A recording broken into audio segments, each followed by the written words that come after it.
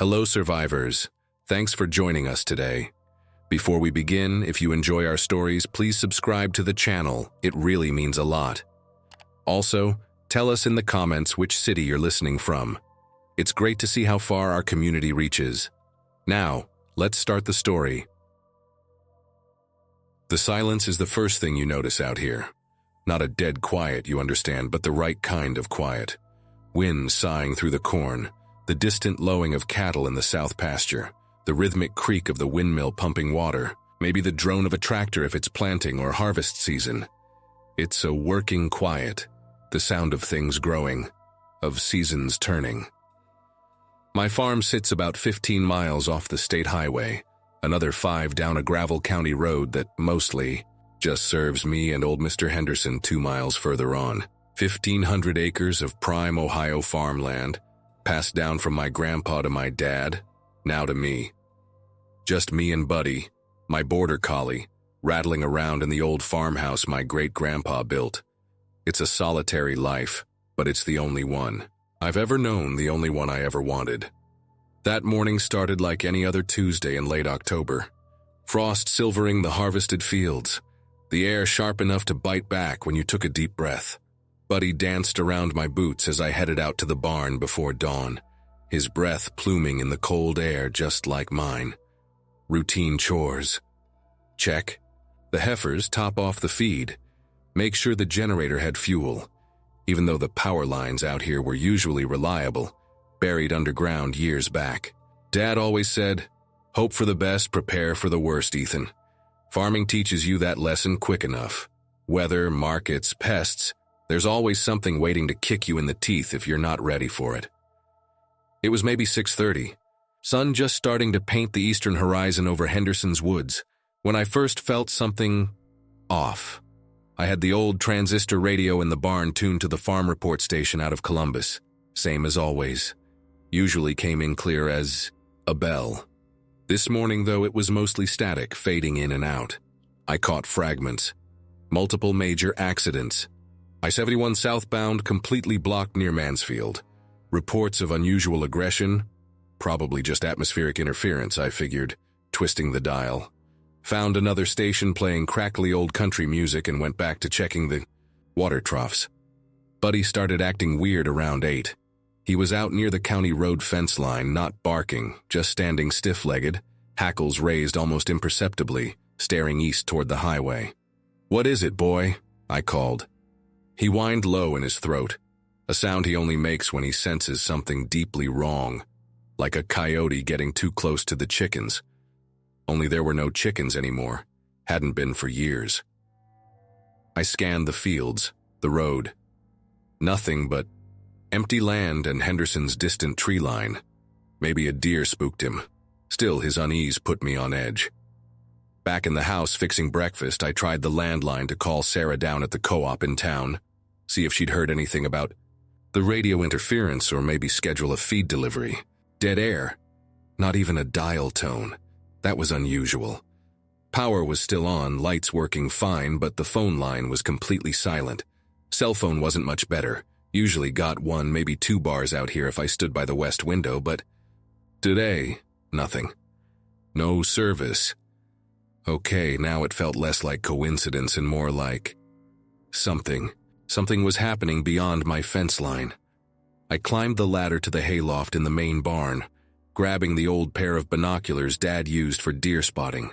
From up there, I had a clear view for miles, especially looking east toward the highway, and beyond that, the faint haze that marked Columbus about 60 miles away.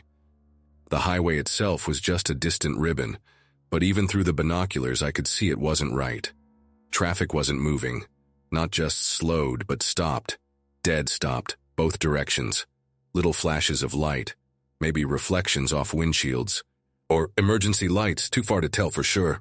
Then I saw the smoke, not one plume, but 3, maybe 4 distinct columns rising from the direction of the city. Dark, angry smoke, not like a brush fire, more like buildings burning. A knot tightened in my gut. Accidents, radio silence, dead phone lines, stopped. Traffic, fires in the city. It wasn't adding up to anything good. Buddy, who'd followed me up, whined again, pressing against my leg, still looking east. Down below, the heifers started lowing nervously in their pen, pacing back and forth. Animals sense things first. That's another thing Dad taught me. Okay, Ethan, I told myself, breathing slow. Don't panic. Assess. Prepare. I climbed down, Buddy sticking close to my heels. First things first, security. I drove the old Gator utility vehicle around the perimeter, checking all the gates. Main gate onto the county road, locked. Access gate to the back 40, locked. Field gates, secure. The fence line was mostly 4-strand barbed wire, good enough to keep cattle in, but not designed to keep determined people out. Still, it was a boundary. Next, resources. Fuel tanks for the tractors and generator were 3/4 full. Should last a while if I conserved. Water pump ran off the generator if the main power went out. Pantry in the farmhouse was always stocked, part of Dad's preparedness ethos. Canned goods, dried beans, rice, flour, enough to last months if needed. Guns. Dad's old Remington 870 pump-action shotgun behind the kitchen door, loaded with buckshot for coyotes. My .30-06 deer rifle in the gun safe upstairs, along with plenty of ammo for both. Not an arsenal, but enough for hunting, pest control, or defense. The thought sent a chill down my spine despite the growing warmth of the morning sun. Defense against what? I turned the barn radio back on, fiddling with the dial, trying to find anything other than static. Finally, a faint signal, an emergency broadcast override tone cutting through the crackle. Repeat, this is not a drill. Governor has declared a state of emergency for Franklin, Delaware, Licking counties. Static drowned it out for a second.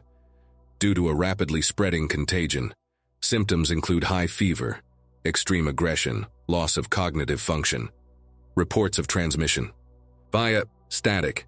Fluid contact, bites are considered static, lethal. Residents are ordered to shelter in place. Lock your doors, do not static. Do not approach infected individuals. Military units, static, establishing quarantine. The signal died completely, replaced by a low hum. Contagion, aggression. Bites, shelter in place, quarantine. The words hung in the dusty air of the barn. It sounded insane, like something out of one of those low-budget horror movies my cousin used to watch. Zombies? Seriously? But the stopped highway, the smoke, the dead phones, Buddy's anxiety, it was real. Whatever it was real and it was bad. And it was spreading. Franklin County, that was Columbus. 60 miles away. Too close. Buddy barked sharply, drawing my attention back to the county road. A car was approaching, moving. Way too fast, weaving erratically. It was Henderson's old blue pickup truck. But Henderson drove like an old man, slow and steady. This wasn't him. The truck swerved violently, narrowly missing my mailbox, fishtailing on the gravel before correcting and speeding past my main gate, heading west, away from town, away from whatever was happening. I didn't get a clear look at the driver, just a glimpse of a pale face pressed against the glass, eyes wide. But the back window, it was shattered, dark stains splattered across the remaining glass. And something was slumped in the passenger seat, something that wasn't moving. The truck disappeared around the bend, leaving only a cloud of dust and a deeper sense of dread.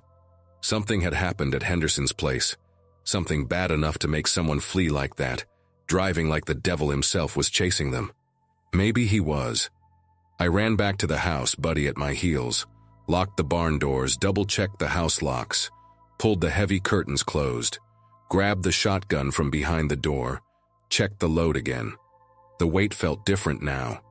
Not just a tool for varmints, but potentially the only thing standing between me and them, the infected. The word tasted wrong, foreign, but what else could they be? My isolation, usually a comfort, now felt like a vulnerability. Miles from town, miles from help. Henderson was my only neighbor, and judging by that truck, he wasn't going to be offering any assistance. It was just me, Buddy, and 1,500 acres of suddenly very quiet farmland. The power went out around 1 p.m. No flicker, no warning, just dead silence as the refrigerator hummed to a stop, and the digital clock on the microwave winked out. The generator kicked in automatically a few seconds later, its steady diesel rumble a reassuring sound in the sudden quiet, but it underscored our isolation. We were officially off-grid. I spent the next few hours methodically securing the farmhouse. It was old, built solid by my great-grandfather. Thick walls, sturdy oak doors, smaller windows than modern houses. Still, windows were weak points. I dug out the sheets of plywood Dad had stored in the cellar, just in case. He never specified what case, but I guess now I knew, and started boarding up the downstairs windows. Buddy watched me work, pacing nervously between the front door and the back, occasionally letting out a low growl directed at nothing I could see or hear. The work was hard, physical, focusing my mind away from the terrifying possibilities. Measure, cut, drill, fasten. Each screw driven into the wood felt like a small victory against the encroaching chaos. I left small gaps to peek through, needing to maintain situational awareness. The sun beat down, deceptively normal, illuminating fields that now felt menacing rather than productive. The silence stretched, broken only by the generator's hum and the sound of my own labor. No cars passed on the county road, no planes flew overhead. It was as if the world beyond my property line had simply ceased to exist. Around 3 p.m., while boarding the kitchen window, I saw movement at the edge of the tree line separating my property from Henderson's woods. Far off, maybe half a mile, barely visible even with the binoculars I now kept slung around my neck, a figure, staggering out of the woods, moving with that jerky, unnatural gait I'd glimpsed in the fleeing pickup truck's rear-view reflection, if I'd been looking. This figure was different, though. Smaller. It stumbled into the open field, turned vaguely in my direction, then seemed to lose interest, shambling slowly along the fence line. It looked wrong.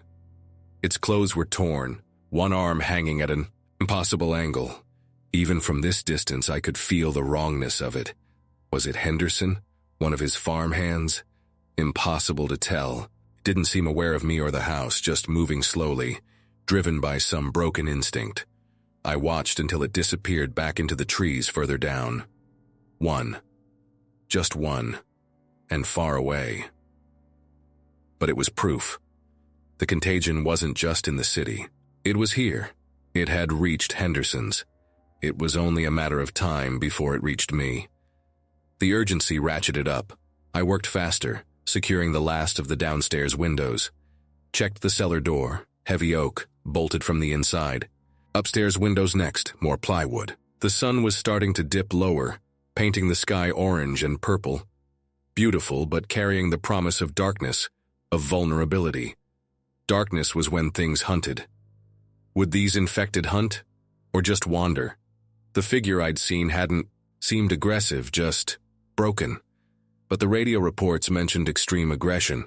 Maybe they were only violent when prey was close. As I hammered the last piece of plywood over an upstairs bedroom window, Buddy started barking downstairs. Not his warning growl, but frantic, aggressive barking. I grabbed the shotgun and moved cautiously down the stairs. He was at the boarded-up front window, hackles fully raised, barking furiously at something outside. I peered through the small slit I'd left. My blood went cold. Standing just beyond the porch railing, staring directly at the house, was the figure from the field. It must have followed the fence line, then cut across the yard. It was closer now, maybe 50 yards away. And it wasn't Henderson. It was dressed in the tattered remains of a mail carrier's uniform. Caleb, the rural carrier who delivered packages out here twice a week. Always had a smile and a dog treat for Buddy.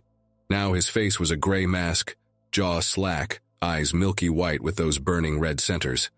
Dried blood matted his hair and stained the front of his torn uniform. He wasn't shambling now. He stood, perfectly still, head cocked slightly as if listening to Buddy's frantic barking. Listening, calculating. No, that couldn't be right. They were mindless, driven by instinct, weren't they? Buddy wouldn't stop barking. "Quiet, boy," I hissed, but the dog was beyond reason. instinct screaming at the wrongness standing in his yard. Caleb, or the thing that was Caleb, took a step toward the porch. Then another, slow, deliberate. Not the jerky movements from before. It raised a hand, not to knock, but just held it out, palm forward, as if feeling the air, testing the space around the house. It knew we were inside. The barking had drawn it, confirmed our presence. My shotgun felt heavy in my hands. Caleb had been a good guy. Always asked about the crops, brought news from town. Last week he'd helped me wrestle a heavy generator part out of my truck. Now he was this. A monster wearing his face, standing on my lawn, drawn by the sound of my dog. He reached the bottom step of the porch, stopped again, tilted his head. The setting sun cast his shadow long across the grass, a distorted, elongated silhouette that seemed momentarily separate from the figure itself. Then he started climbing the steps. Slowly, one foot, then the other, dragging one leg slightly. He reached the porch, turned, and walked directly toward the front door, toward the boarded-up window where Buddy was still barking himself hoarse. He stopped inches from the plywood. I could hear his breathing through the wood, a wet, ragged sound, like air being forced through damaged lungs. Then he started tapping, softly at first. Tap, tap, tap, right where my face would be if the window wasn't boarded. Tap, tap, tap. Buddy went absolutely insane, throwing himself against the, inside of the door. I raised the shotgun, finger tightening on the trigger. Headshot. Mike on the police radio had said it. Lena, the ER doctor, had confirmed it. Destroy the brainstem. But this was Caleb. This was the guy who brought my mail, who knew my dog's name. Could I do it? He stopped tapping. Silence except for Buddy's frantic barking and my own ragged breathing. Then, a sound that chilled me deeper than the tapping ever could. A low chuckle, wet, guttural, but unmistakably a chuckle. It knew I was right here, inches away, shotgun aimed. It was toying with me. The chuckle turned into a groan, and Caleb slammed his shoulder against the door. The old oak shuddered but held. He slammed again, harder. Wood splintered near the lock. He drew back, then lunged, his full weight hitting the door. Crack! The upper hinge ripped partly free. One more hit like that and he'd be inside. Buddy finally fell silent, whimpering now, backing away from the door. No more choices. I braced, the shotgun against my shoulder, aimed at the center of the splintering wood where his head would be, and pulled the trigger. The blast was deafening inside the house. The door exploded inward in a shower of oak splinters and gore. Caleb's head vaporized. His body flew backward off the porch, landing in a heap on the lawn, finally still. Silence. Absolute, ringing silence. Buddy crept forward, sniffing cautiously, at the ruined doorway, then looked back at me, trembling. I lowered the shotgun, my own hands shaking uncontrollably. The smell of gunpowder filled the air, sharp and acrid, failing to cover the stench of decay that drifted in from the ruined corpse on my lawn. Dusk was falling fast now. The generator hummed steadily outside, powering the few lights I'd left. On inside, the first one had reached me, it wouldn't be the last. My farm, my sanctuary, had become a besieged outpost, and the night had only just begun. The adrenaline dump left me shaking, leaning against the wall, staring at the ruined front door and the still shape on the lawn beyond. Buddy pressed against, my leg whining softly. The shot would have carried for miles in this quiet country. If there were others nearby, they'd heard it. They'd be coming. Okay, boy, I said, forcing steadiness into my voice. Okay, first things first. Reinforce the door. I dragged a heavy oak sideboard, my grandmother's, solid as a rock, and wedged it against the shattered remains of the front door. It wouldn't stop a determined assault, but it might buy me time. Next, ammunition check. The shot for Caleb used 1 shell. That left 5 in the shotgun. My .30-06 rifle was upstairs in the safe, along with maybe 50 rounds. Enough for deer. Season, but against a potential horde? Not nearly enough. I needed a better defensive position, somewhere I could see approaches from all directions. The hayloft was too exposed, too far from the house's core. The roof? Maybe, but getting up and down quickly would be tough. The upstairs landing window offered the best vantage point, overlooking the front yard, the county road, and the fields, leading toward Henderson's woods. I'd boarded it up earlier, but I could pry a section loose to create a firing slit. As darkness fully enveloped the farm, broken only by the sliver of a crescent moon and the faint security light near the barn, the sounds began. Distant at first, almost imagined. A snapping twig in the woods, a low moan carried on the wind. Buddy's ears swiveled, tracking sounds I couldn't yet place. He stayed close, a low growl rumbling constantly in his chest. I moved upstairs, prying loose a corner of the plywood on the landing window. Shotgun ready, I peered out into the moonlit landscape. For a long time, nothing. Just the wind rustling the dry corn stalks, the creak of the windmill, the generator's steady hum. Then movement, far down the county road, near where Henderson's truck had passed earlier. Headlights? No. Flickering lights like flashlights weaving erratically, getting closer. I grabbed the binoculars. It was a small group, maybe 4 or 5 people stumbling using flashlights that cut crazily through the darkness. Survivors. Or more infected. Their movements were hard to make out at this distance, but they didn't look right. Too jerky, too coordinated. They reached my main gate, stopped. The flashlight beams played over the heavy chain and padlock. One of them, a tall figure, started shaking the gate violently. Another began climbing the fence. Infected. They weren't smart, maybe, but they were persistent.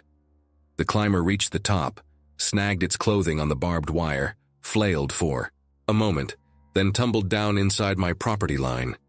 It got up slowly, unsteadily, and started shambling toward the house, toward the generator's noise, toward the faint light spilling from the firing slit I'd created. The others were still rattling the gate or trying clumsily to climb. One, manageable. I sighted down the shotgun barrel, waiting for it to get closer, into optimal range. 75 yards, 50 yards. Its face was visible now in the faint moonlight. Gaunt, pale, jaw hanging slack. 25 yards. It tripped over an old tractor tire I used as a planter, went down, then slowly pushed itself back up. I took a breath, let it out halfway, squeezed the trigger. The buckshot hit, it square in the chest. It staggered back, arms flailing, but didn't fall. Damn it. Center mass wasn't enough, not reliably. Headshot, always the headshot. It kept coming, slower now, dragging one leg but still coming. I pumped the shotgun, chambering another round, aimed higher this time. 15 yards, 10 yards. It's dead. Eyes seemed to fix on my window. Boom! The second shot took its head clean off. The body collapsed like a sack of grain. Buddy barked once, sharply, then fell silent at my command. But the shots, echoing in the night, had alerted the others at the gate. Their low moans turned into higher-pitched shrieks. More figures were emerging from the darkness down the road, drawn by the noise. The group at the gate swelled to maybe 10, then 15. They weren't rattling the gate anymore. They were throwing their combined weight against it. Metal groaned. Switched to the 30-06. Longer range, more precision needed for headshots at this distance. I rested the barrel on the windowsill, sighting on the figures at the gate. One climbed, reached the top, started to swing a leg over. I fired. The high velocity. Round hit it in the upper torso, sending it flipping backward off the fence. Not a headshot, but effective enough to neutralize it. Another tried climbing. I aimed more carefully. Fired. Its head disappeared in a spray of dark mist. 2 down, but more were pushing at the gate, the hinges starting to bend under the strain. This wasn't sustainable. I couldn't pick them off one by one indefinitely. More would keep coming, drawn by the noise. I needed to stop the immediate threat at the gate itself.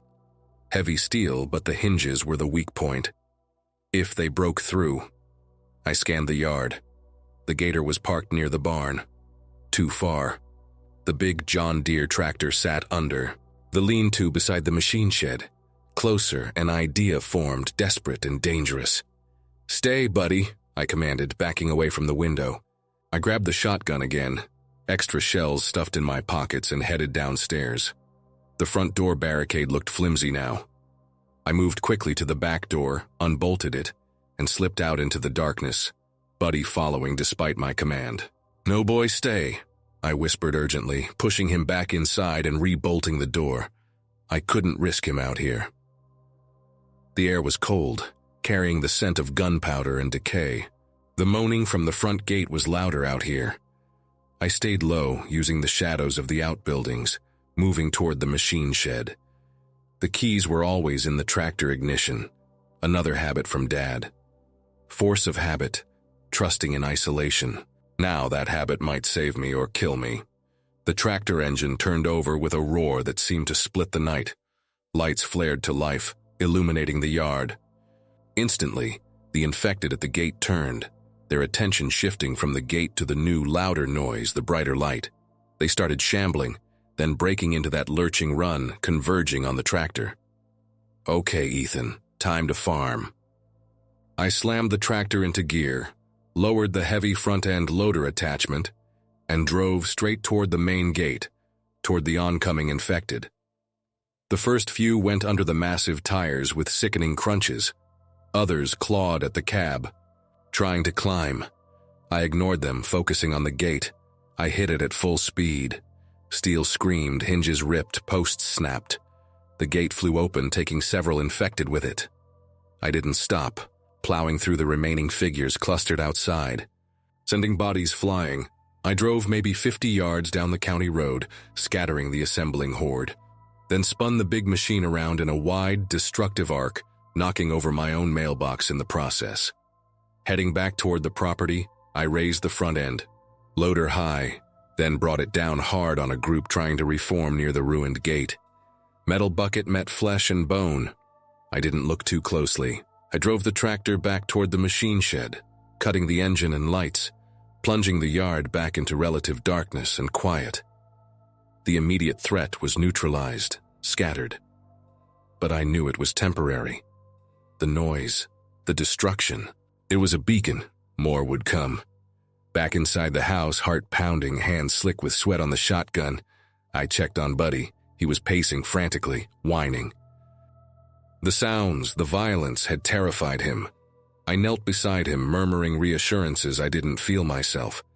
Looking out the firing slit again, I saw shapes moving in the cornfields beyond the ruined gate. They were coming from Henderson's. Lots of them. The tractor maneuver had bought me time, but it had also announced my presence to everything within earshot. The siege was just beginning. Dawn felt impossibly far away. The hours after the tractor incident passed in a haze of adrenaline and exhaustion. The moaning outside was constant now, a low, omnipresent chorus that frayed the nerves. Figures moved, constantly beyond the ruined gate, shambling through the corn, occasionally testing the fence line drawn by the lingering scent of life, the faint light from my window slit, the hum of the generator. They weren't coordinating an attack, not yet, but their numbers were growing. I counted at least 30, maybe 40 visible in the shifting moonlight filtering through the clouds. Where were they all coming from? Henderson's farm couldn't have had that many people. Were they drifting in from the highway? From town? The scale of this was terrifying. I forced myself to conserve ammunition, taking shots with the rifle only when one got too close to the house itself, or seemed to be testing the boarded windows with unusual focus. Each shot, however, seemed to draw more from the fields, a grim trade-off. Buddy had settled down slightly, but remained glued to my side, a low growl, a constant accompaniment to the sounds outside. Around 4:00 a.m., something changed. The random shambling stopped. The infected gathered near the broken gate, forming a loose, silent mass. They weren't moaning anymore, just standing there, facing the house, waiting. It was more unnerving than the constant noise. What were they waiting for? My question was answered by a new sound, a rhythmic scraping coming from the direction of the barn. Scrape, drag, scrape, drag. I moved to a side window, peering through a gap in the plywood toward the barn. A single figure was dragging something heavy across the gravel yard toward the house. It was Caleb, or what was left of him after my shotgun blast. headless, moving with jerky determination, dragging the heavy cast-iron trough from the heifer pen. What the hell was it doing? It reached the front lawn, near where its own body still lay, and dropped the trough with a heavy thud. Then it turned and shambled back toward the barn. Other infected began moving, not toward the house, but fanning out, picking up debris, rocks, broken fence posts, pieces of the shattered gate. They brought them back, placing them near the trough. Building something? No, creating tools, weapons. This defied everything I thought I knew about these things. They were supposed to be mindless, driven only by instinct. But this looked like planning. Rudimentary, perhaps, but deliberate. Caleb returned, dragging a heavy fence post. Others followed, adding to the pile of potential projectiles near the trough. The main group near the gate remained still, watching, waiting. Fear, cold and sharp, pierced through my exhaustion. If they could strategize, use tools, coordinate, then my boarded windows, my sturdy farmhouse meant nothing. They would find a way in. It was only a matter of time. I looked at the grandfather clock in the hall. 2:47 a.m. Dawn was still over an hour away. Would they attack before then? Or were they waiting for something else? The scraping sound started again, louder this time, coming from the roof. Buddy shot to his feet, barking furiously at the ceiling. Something was up there. Climbing? How? I moved to the base of the stairs, shotgun raised, listening. Scrape, thump, scrape. It sounded like something heavy being dragged across the shingles. Then silence, followed by a crash from upstairs. One of the boarded windows in the spare bedroom had been breached from the outside. They were inside the house. "Buddy, heel," I commanded, moving toward the stairs. The dog stayed behind me, growling low. The sounds from upstairs were unmistakable now. Shuffling footsteps, a low, guttural moan. How many? One? More? I took the stairs slowly, shotgun ready, each creak of the old wood sounding like a thunderclap. Reached the landing. The door to the spare bedroom was closed. Shuffling sounds came from behind it. I took a deep breath, kicked the door open, and raised the shotgun. Standing in the middle of the room, framed by the shattered window and the faint pre-dawn light, was Henderson. Or what remained of him. His face was a ruin, eyes gone, jaw broken. But he was holding something. A pitchfork, raised like a spear. He let out a gurgling roar and charged. I fired. The blast hit him center mass, staggering him but not stopping. He kept coming, pitchfork aimed at my chest. I fired again. The second blast blew his arm off, the pitchfork clattering to the floor, but he still lunged, tackling me backward out onto the landing. We crashed to the floor, his surprisingly strong hands grabbing at my throat, his broken jaw snapping inches from my face. His stench was overwhelming. Buddy launched himself forward, sinking his teeth into Henderson's remaining arm, pulling, growling. The distraction gave me the second I needed. I twisted, grabbing the heavy shotgun by the barrel, and slammed the stock into the side of Henderson's. Head with all my strength. Bone crunched, he went limp. I shoved the body off, gasping, scrambling back. Buddy worried the corpse's arm, shaking his head fiercely. "Enough, boy, leave it." He obeyed instantly, backing away, licking his chops. I looked back into the spare room. How had Henderson gotten up there? Climbed the trellis? No, it wouldn't have held his weight. Then I saw it. Rope. A heavy farm. Rope, tied to the chimney stack, dangling down outside the broken window. They hadn't just climbed. They'd used tools, my tools, from my barn. The realization was terrifying. They weren't just coordinating. They were learning, adapting, using the environment, using my environment. The group outside started moaning, again agitated by the gunshots. Figures moved toward the house. The pile of debris on the lawn was growing. They were preparing for a larger assault. Dawn was maybe 30 minutes away now. Could I hold out? I dragged Henderson's body into the spare room, wedged the door shut with a broken chair. Rechecked my ammo. 2 shells left in the shotgun. Maybe 40 rounds for the rifle. I went back to the landing window, peering out. The sky was definitely lighter in the east, gray turning to pale pink. The infected seemed hesitant. They milled around, glancing between the house and the brightening horizon. Were they affected by daylight? Katie Henderson, the farmer's daughter I'd met briefly at the grain elevator in what felt like another lifetime, had said they were less active at night, but more active in daylight at her farm. Which was it? As the first rays of direct sunlight touched the eastern fields, the infected reacted. They didn't burn or dissolve like in the movies, but they recoiled, shielding their faces, letting out hissing groans. They began to retreat, stumbling back toward the cornfields, toward the shade of Henderson's woods, away from the direct light. Even Caleb's headless body seemed to twitch and drag itself slowly toward the shade beneath the porch. Within minutes, the yard was empty again, save for the still bodies of the ones I'd shot, and the grisly pile of rocks and debris they'd assembled. I watched, stunned, as the sun climbed higher. They were afraid of the light, or at least direct sunlight. That was a weakness, a major weakness. It meant I had the day to reinforce, resupply, plan. But it also meant the night would bring them back, possibly more organized, possibly having learned even more. I checked the grandfather clock, 6:15 a.m., 12 hours. It had been roughly 12 hours since Buddy first alerted me to something wrong at the fence line. 12 hours since my world had ended, and this new nightmare began. I sank onto the top, step, utterly exhausted, shotgun across my lap. Buddy laid his head on my knee, letting out a low sigh. We'd survived the first night, the first day of the outbreak, spent in terrified isolation, punctuated by bursts of horrific violence. My farm was damaged, the gate destroyed, bodies littered the lawn. But the house stood. The generator hummed. We were alive.